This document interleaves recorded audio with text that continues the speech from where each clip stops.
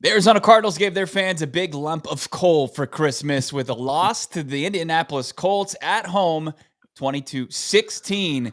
The Arizona Cardinals are reeling now, and the most polarizing topic in the Valley, Cliff Kingsbury. Who's to blame? Is it the Arizona Cardinals head coach for the most recent slide? You know we have our opinions on it. We're delivering them here. Plus, our final takeaways from that disastrous Christmas night loss for the Cardinals. It's Locked On Cardinals, part of your Locked On Podcast Network.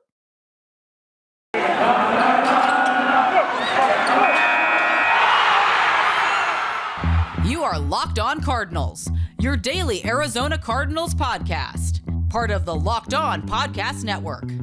Your team every day.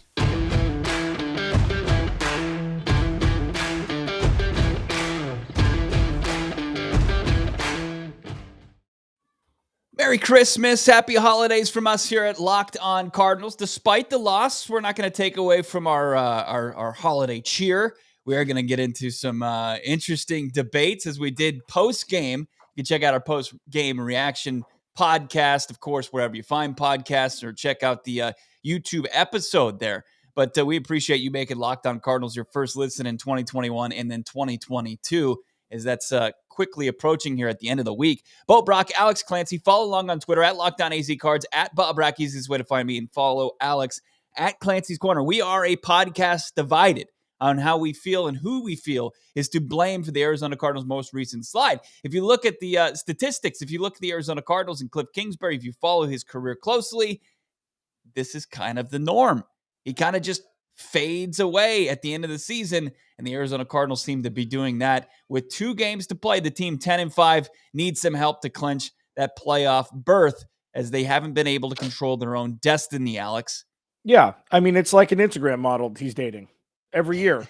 First half of the season, everything's going great. Second half of the season, it's that 3-month mark when we're like, nah, this probably isn't working out.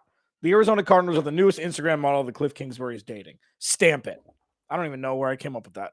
Yeah, it's not all Cliff's fault. We'll talk about it more in depth, and it will get more and more uncomfortable if the Cardinals continue to slide. They can clinch a playoff spot today. We're recording this before Sunday games, so we'll show everything that happens. We're going to post this later today, so everybody gets their content a little early due to the Saturday night game.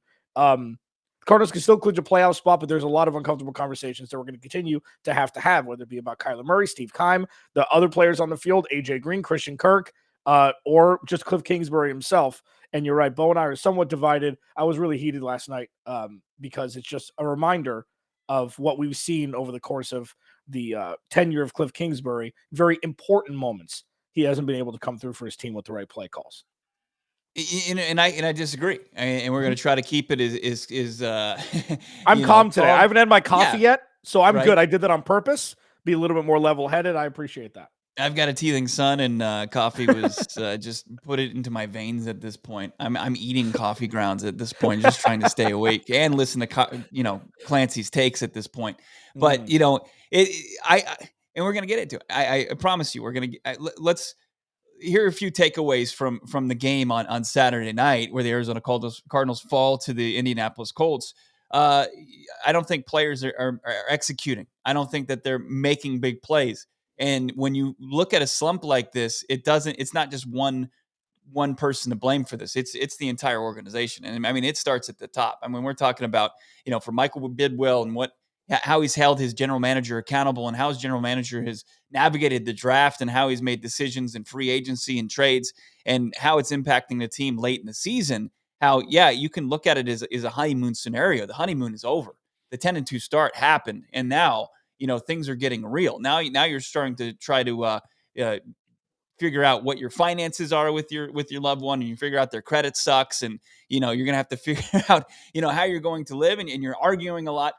Now you just have to start to figure out how you can be successful going forward, because what's happened has happened at this point, and you're failing, and you're a failure in progress, and it's going to take a Herculean effort on everybody in that locker room to figure it out and right this ship. And it doesn't get any easier, because I think a lot of people say the Dallas Cowboys are maybe even a tougher task than the Indianapolis Colts, who are short-handed on Saturday night.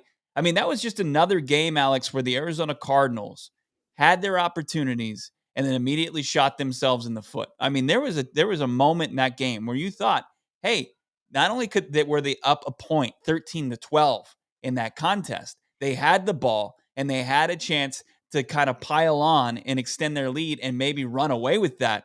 And they completely just fell on their face. They went 3 and out. Indianapolis immediately took advantage of it. And the Arizona Cardinals, I mean, there was still a chance late in that game. This is the 41-yard miss from Matt Prater, who missed, what was it? All 3 of his kicks? He did hit on one point after touchdown, right?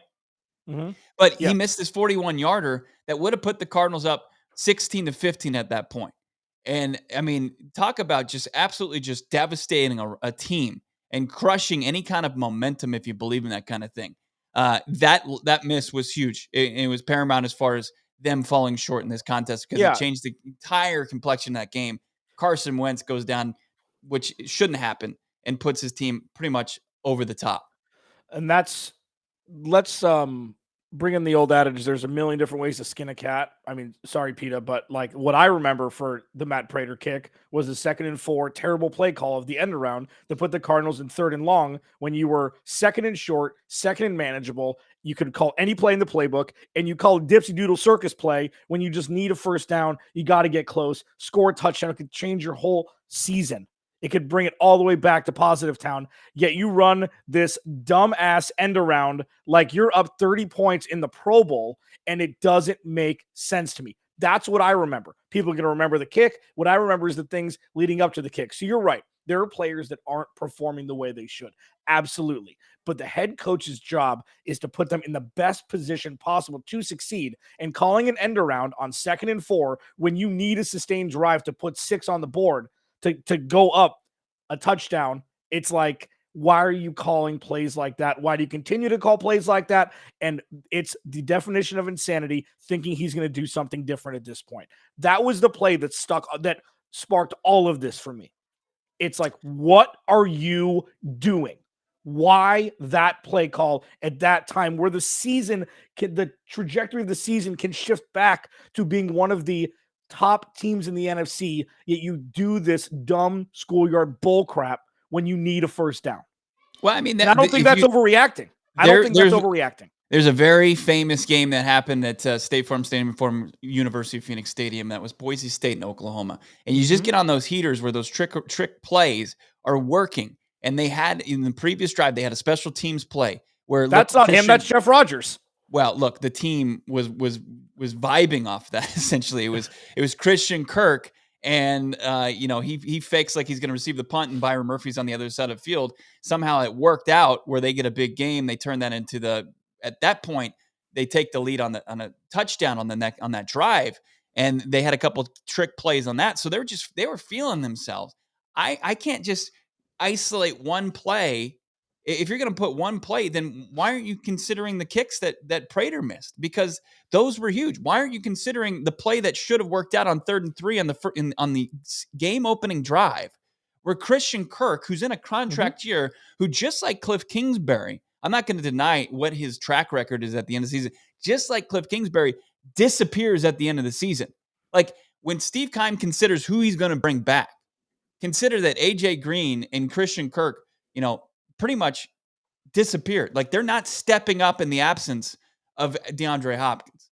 And, I think that was a right play call. It was there. It was one-on-one. He was open. Kyler dropped a dime and he dropped it.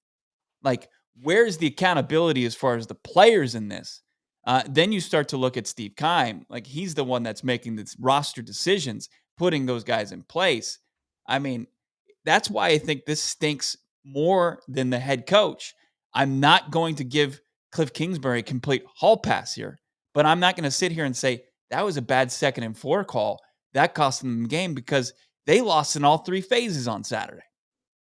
Yeah, agreed. And we think just completely differently. With the Christian Kirk drop, why are you running a go route when you need a first down? It was there. It was there. Okay. That's a big play first down. They do that. They did it with Zach Ertz. That's a play. They go deep on 4th down. It doesn't make any sense in the world. Sure, it's worked out a couple times, but more times than not, it doesn't. And also, another Matt Prater miss. We're kind of we're Tarantinoing it here. We're going from forwards to backwards, but the 50 plus yard field goal on 4th and 3, you take the ball after you win the toss to change momentum, and that's when you choose to kick it and not go for it on 4th down. These are Cliff Kingsbury decisions that make no sense. That's the first time on 4th and that they kicked it this year. After Matt Prater, like Cliff Kingsbury is listening, he's reading the clippings, he's listening, he's too much into his own head. He's like, you know what, this will appease the masses. I'm going to kick it here because I didn't before. It's like starting a fantasy player after he went nuts when he was on your bench. That's exactly what we're looking at here. And I'm looking at the Cliff Kingsbury side. You're looking at the results side. But he's the puppet master. He's the one calling these plays that are putting his team in bad spots and tough positions to succeed.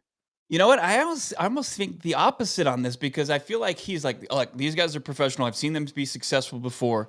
They're going to figure out the next play hasn't happened yet. I'm confident that they can figure it out. And he's letting it ride where he needs to get in somebody's ear. He needs to say, hey, Christian Kirk, you got to come up. Figure it out, dude. You got to come up with that play. You got to help your quarterback out there. Professional wide receivers make that play. Matt Prater, I know I'm not telling him to go Urban Meyer and give him a 5 out of 10 kick like he did to Josh Lambo that eventually got him fired. But go up there and say, hey, dude, you got to make kicks, because the only thing that's going to right this ship is guys executing and making big plays. I want to continue this conversation, but a more polarizing conversation than Cliff Kingsbury these days is, what's your favorite Built Bar at the holiday dinner table? It's because Built Bar is the best tasting protein bar. It's like a great problem to have. I mean, which one do you like the best? People, they've got their opinions. And it's the best tasting protein bar. It tastes like a candy bar, but you're not cutting any corners as far as nutrition's concerned. You get all the healthy benefits and then some. Delicious, healthy. Those two worlds colliding. And why not get a Built Bar to kick off your new year? Everybody's talking about new year, new me. Why not get that little boost by using the best tasting protein bar that's available? It gives you that extra fuel that will kick off your New Year's goals. Built Bar. It's going to give you low calories, low carbs, low fat, and it's going to give you high protein. That's what you want. So go to Built.com. Use the promo code LOCK15. Save yourself 15% on your first order. That's using the promo code LOCK15 for the best tasting protein bar on the market, Built Bar. This episode brought to you by our college football preview. Thanks for making Locked On Cardinals, of course, your first listen, but make sure to check out the Ultimate College Football Playoff Preview 2021. Local experts, betting advice, draft analysis. The most comprehensive college football playoff preview begins this Friday. The Arizona Cardinals, I saw this on Twitter. I think Jess Root had pointed it out. A couple other people were pointing it out that the Arizona Cardinals, I think they're like 1-3 since the Oklahoma rumors sprouted up about Cliff Kingsbury. You think Oklahoma would want to hire Cliff Kingsbury now? You think Cliff Kingsbury would want to go there more now is the question. Listen, we joke, we go back and forth a lot about this. Both sides have very compelling arguments. Like, and you said, I mean, this is pretty split down the middle on Cliff. And then, Kyler's starting to come into play a little bit more.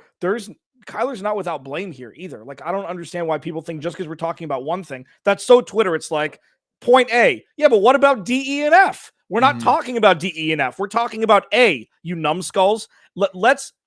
And can I just do one blanket before we move on here? Yeah. Please don't be the fan base. I'm imploring you. We heard State Farm Stadium as loud as it's been probably since the playoff game in 2015 last night, which was fantastic, number one. But please don't be the fan base that blames the refs and the here we go again Stockholm syndrome on the Cardinals. Please don't blame those things. Please be better than that, because that's all I'm saying. Oh, it's the refs' fault. It's their fault. No, it's the Cardinals' fault because they stink over the last 6 weeks. I think across the board, just as a product, the officiating is bad. Of course it is, but that's for everybody. And also injuries. Every team is injured this time of year. No. The Cardinals have played 3 teams this year and lost all 3 that were ravaged by injury. I guess loosely defined with the Packers, but the Lions and the Colts having 50%, 60% of their starters not play, and the Cardinals put up 28 points combined in those 2 games. That's a systemic thing. That's not anybody else's fault. they lost to the Rams without Jalen Ramsey. I mean, there were game Yeah, day that's right. That's right. guys that didn't play against them. Darius Leonard. I mean, it's a long list. The Green Bay Packers, there was a long list. And you're like, oh, this bodes well for the Cardinals. Like they should this should be a win. And they lose. They lost to the Packers. I They forgot lost about to the Colts. Rams one. They lost to the Rams. Yeah. There was several key guys that were missing. And that's just not taking advantage. And that's great teams do that. And that's the big difference. I mean, that's a huge difference between where the Arizona Cardinals were at the beginning of the season and where just great teams live and thrive and where they are right now. They're in an absolute slump. And as far as Kyler Murray is concerned, I thought early in the game yesterday, compared to the last two games, Kyler Murray was great in his ability when he was getting pressure up the middle, knowing what to do with the football. And I think that the credit goes to his coaching staff there. Kyler, knowing what to do with the football. But once you got off those scripted plays, once you got deeper into the game, he didn't know where to dump it off. He didn't know where, hey, if the pressure's coming from here, I'm going there. If the pressure's coming from there, I'm going here. He didn't have that same because he was firing on all cylinders on the first couple drives. He was finding Zach Ertz. Zach Ertz disappeared in the second half of the game. Indy gave credit to them for taking away, and then Zach Ertz, you figure out, and Kyler Murray, what the heck happened. But I think Kyler Murray, just needs to be able to make the adjustments when, in the team as a whole, needs to be able to. They aren't resilient. Like anytime they get punched in the mouth, they cower away. Like aside from maybe the Green Bay game, because they were in a prime position to win that game. They still lost, but they just haven't shown the ability to rebound when things don't go their way. Agreed. And where does that start? That's the main crux of everything that I've talking about with the leadership of this organization. You think Mike Tomlin has that problem? You think, I don't know, anybody, like you think Dan Campbell has that problem? People play for him. It's all cool with the cell phone breaks and the fruit trays and everything until you need to win. They need an adult in the room, and he's not. That starts with leadership, Bo. It does. It's not all his fault, but look at him and look at this team. They are a personification of their head coach. Everything is cool when you're laughing on the sidelines, but then when you have to actually win, when it's winning time, they check out. I think that's where you look at the risk and the reward of having a true player's coach. And if you look back at the old Philly teams with Donovan McNabb and Andy Reid was the head coach, a guy who finally got over the hump in 20 plus seasons as a head coach, all the success, finally won his first Super Bowl. That's what the risk, you not having a Belichick type guy or a Saban guy that gets in your ear when you mess up and when things are going awry, like doesn't start just screaming and getting in people's faces, because that's what non-player coaches do. Players coaches don't win championships. I mean, Bill Belichick and a player's coach. He's your boss. He's not supposed to be your friend. Doug Peterson probably, was more of a player's coach. I mean, you can look at that as maybe a fluky Super Bowl victory. Philly's just BDN, man. Run. Thinking back, Reid won one, but he also had Patrick Mahomes, and he has all that talent in KC. It's an interesting debate. John Harbaugh is a player's coach, but he's respected. It's the Ravens. It's different. They have a culture there. They have a winning culture there. They have a rock solid. Say what you want about Ozzie Newsome, but Ozzie Newsome was great for a long time. They have. They don't turn over. And Ozzie Newsome, like those GMs, you more consistency and putting just talent from top to bottom in an organization, you'd be hard pressed to find a better team than the Ravens. Right, but it's easy. It's kind of a cop-out, and you kind of have to use this because of how great they were. Bill Belichick's won 100 Super Bowls. They've been in every Super Bowl. So it's easy to say players, coaches don't win Super Bowls because Bill Belichick is a curmudgeon, and that's what head coaches used to be like. But when you think Bill Parcells was a player's coach? Yeah, but you see how poorly they win in Jacksonville. When it goes bad, that's what it looks like. That's what. You talking about Urban? Yeah, when a guy tries to say, "Hey, it's my way or the highway." Mm-hmm. Yeah, I think that's. But also, he went from coaching amateurs, air quotes, if you're listening on the podcast, amateurs, college football players, and pros, and guys that probably make close to or more money than you, and you're going to start, this power trip. It's not going to work in the NFL unless you're established like Bill Belichick, and Bill Belichick he's able to get buy-in. And I just don't know if this day and age in this caliber of player, if you can get the buy-in. It's tough. But Arizona Cardinals they have to do something. Let's get our final thoughts as far as the Christmas loss 22-16 to the Indianapolis Colts. We're looking at a couple snap counts. We're looking at a couple first rounders for the Arizona Cardinals who made zero impact in this game. And if they got anything from them, I think that they could have come out of there with a W. It's Bo Brack, Alex Clancy. Make sure you're following along on Twitter at Locked On AZCards, at Bob Brack, and at Clancy's Corner. The conversation continues there on the bird. BetOnline has it covered all season long, going into the playoffs with props, odds, lines, more than ever before. And football continues to march, and college bowl season is upon us. BetOnline is your number one spot for all your sports action this season. Head over to the website. Use your mobile device. Sign up today. Receive your 50% welcome bonus on your first deposit. Just use the promo code LOCKEDON to receive your bonus. From hoops, football, NHL, boxing, UFC, right to your favorite Vegas casino games. Don't wait to take advantage of these amazing offers available for the 2021 and 2022 season. BetOnline, the fastest, easiest way to bet on all your favorite sports. So don't wait to take advantage of all the new amazing offers available. BetOnline, where the game starts. Absolutely brutal Christmas for the Phoenix sports fans yesterday. I mean, talk undermanned. Golden State Warriors were undermanned. They weren't at full strength, and they blow the doors off the Suns. And then right after that, turn on the Cardinals game, and next thing you know, you're seeing an undermanned Colts team, and Carson Wentz turn back the clock somehow and put together a back-breaking drive. I mean, that's got to be as frustrating as it gets for Arizona Cardinals fan. When you look at when you look at the losses as they start to pile up, a team that was 10-2 is now 10-5. What's been the most frustrating loss of the season? I mean, most frustrating and most impactful are the most frustrating is probably Green Bay, because that's where they could have really put the stamp on everything. If that ball doesn't get intercepted, they're at least going to overtime, right? Like it's that they had no business winning that game.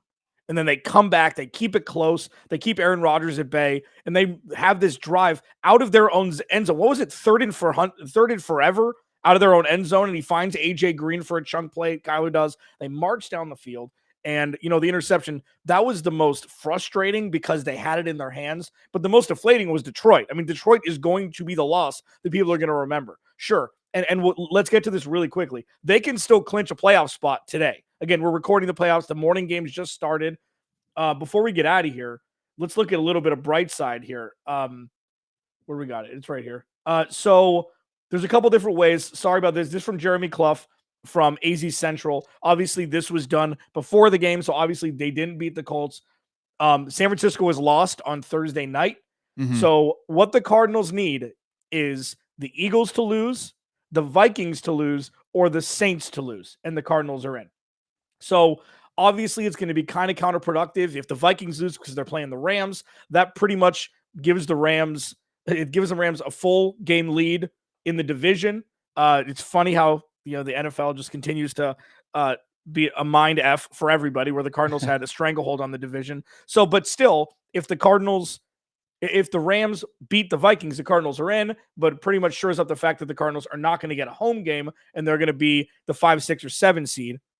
And then the Saints and the Eagles are playing the Giants, who are starting Jake Fromm, I believe. So the chances of the Eagles winning is probably pretty high. So, and then the Saints are undermanned. I don't even know who they're starting Ian Book today. Yeah. I think they're starting Ian Book. Yeah. So that's probably another good chance. So the Cardinals most likely will clinch a playoff spot today, but this is the back into the playoffs that you didn't think was even fathomable, 10 or 12 weeks through the season. Yeah. You root for the Vikings against the Rams. You just do that. I mean, just do, so you get in and then everything else. So, but you lose. They had all of the momentum. They had all of the control in the NFC. They had all the control. They relinquished it. Yeah. It's awful. Couple takeaways here. When you look at, I thought that Vance Joseph's defensive scheme, the third down where Carson Wentz converted into a touchdown in the red zone, that can't happen. I don't know why he rushed nobody, and the coverage broke down. But they did a good job against Jonathan Taylor. The kept him out of the end zone, didn't they? He went over 100 yards. He had a big run, but for the most part, they were creating negative plays against Jonathan Taylor. He was showing why he's special. A couple of the ones he got out of arm tackles and stuff like that. But I thought the Arizona Cardinals did a relatively good job against Jonathan Taylor. So to pretty much do your job in that department and still lose and say, "Hey, Carson Wentz, we're going to make you beat us," and he did. That stings. But then also you look at Marco Wilson gets hurt in that game. Mm-hmm. Antonio Hamilton is a guy that's going to have to play some big downs for this team potentially going forward. Talk about crying over spilt milk. Seeing Rasul Douglas, who is on this team's practice squad this season, thrive in Green Bay, that sucks. And then, Isaiah Simmons, Avon Collins.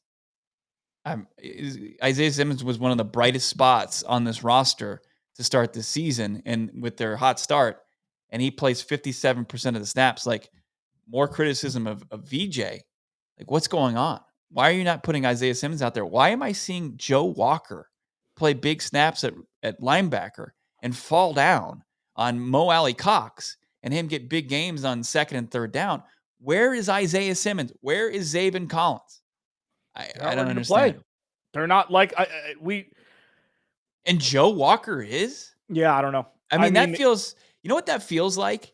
That feels like the Steve Wilkes era, where he pulled David Johnson on a crucial, third and Chicago. Short. Yeah. And it's like after missing a blocking assignment. Yeah. At this point, if you're going to be a player's coach and you're going to empower them, get them out there. I mean, unless they're out there taking plays off, which I don't think they are. I mean, if they're in the wrong spot, let them learn. I'd rather see Isaiah Simmons screw up, Zaven Collins screw up on the field, than Joe Walker screw up, because he has no business being on an NFL roster. Yeah, that's really good. That's a really good point. We take information as we see it. Okay. Yes. Vance Joseph was an absolute stud play caller. Cliff Kingsbury, stud play caller. Steve Keim, great acquisition of talent, even though he's terrible at, deeming talent coming out of the draft. All of those things were true until midway through the season, when you started to see injuries happen. It's like, oh no, there's no backup plan. Sure, this team is top heavy, but it's more spread out. There's better players. But without Randy Hudson, the offensive line is nothing. Well, what did Indianapolis do with all their backups? Oh, wait, you draft players in the 4th and 5th round and they play like backups because they can play football still. You're not pulling people off the scrap heap. And you look at it just like that. Hey, look, you draft at 8 and 16 overall, respectively, in 2020 and 2021, 2 linebackers that can't see the damn field in week 16. What are we doing here, Steve? Steve Keim was GM of the year through 10 weeks because things were working. He's not anymore, and we're looking at 2019, 2020, and should have been fired already, Steve Keim. Things change, okay? Yeah. I mean, you look at the last 2 draft classes, and they couldn't have, pivoted and gone and trended in different directions. At the beginning of the season, you're like, oh man, Isaiah Simmons balling out, like 8th overall. It's starting to make sense. All the panic in the first season was for naught. Josh Jones, he's, his win rate is incredible. Look at him. He can play guard. He can play tackle. He has 3 penalties, crucial penalties. 4th and 1 goes to 4th and 6. You look at those draft classes, like, oh no, it looks pretty good now. Now you're like, no, it doesn't look good. It is what we thought it was. Steve Keim continues to be a problem as far as finding Byron impact Murphy. makers. Yeah, what do you think about Byron Murphy? Because he's CB1. You still think he is. He's not getting burned like crazy, but he's not. There was one guy that you had to take care of, Michael Pittman. He had a big game. And when it's like, you need to take care of one guy, that's what your CB1 does. I'm not so much concerned about him, because I know that he's got a lot on his plate now with the absence of Robert Alford, and Marco Wilson is another draft pick who's trending in the wrong direction after popping and flashing early on. So it's just, these guys Steve Keim has built a great sprint unit. But that's as far as if you're running a longer race than that, they're done. No. They got to figure it out. They got to figure out a way to re-energize and figure it out. And if I thought, who's our guy that did our homework for us on Twitter, Ryan. Since even at his Texas Tech days, there hasn't been one season where he's finished strong. And I mean, at this point, if there is a path to 2-0 to finish the next 2 games, but I think everybody would be shocked. Yeah, I got a text from one of our friends here in the Locked On NFL portion of the Locked On Podcast Network saying the Cardinals finished with 10 wins, yes or no? I texted back yes. Because give me a reason why you think that they're going to win any other games. This isn't being pessimistic. This is looking at what we're seeing and not having some sort of smoke screen thinking that, Cliff Kingsbury is going to be like, this is just going to turn around. If they can win in Dallas, all eyes are going to be on that game. You know why? Because those two teams look like the biggest pretenders in the NFC. And we're going to find out whoever loses that game is going to be laughed into the playoffs because they're both going to make it. But that will be if the Cardinals lose by 2 touchdowns against the Cowboys, what more do you need to see? When do we stop looking at win-loss record and look at the puppeteer and the puppet master of the puppeteer, sooner rather than later? This is where the being happy to be here thing gets really stale. Yeah, it's where you could look at the stats that are going to tell you one thing. Cliff Kingsbury has improved win-wise each year. Offense has improved, but you can poke holes in it because if you just watch the game and if you look how they start and how they finish, it's a moot point. If you're continuing to lose, you don't make the playoffs. You fell short. You had a incredible opportunity to beat C.J. Beathard and John Wolford to get in. You don't. I know you're using Strevler in that game, but I mean, and then you miss it. It takes forever to clinch. I mean, there is something. I mean, we talk about the what was it, the test anxiety. Maybe he does suffer from some sort of coaching test anxiety. Where Thank you for that. My favorite line from Daniel Tosh's stand-up ever is, "Oh, you're a bad test taker? You mean you're stupid? Because all you need to do is have the information to get a good grade on the test. No, you're not a bad test taker. You're stupid." Thank you, Daniel Tosh, for that.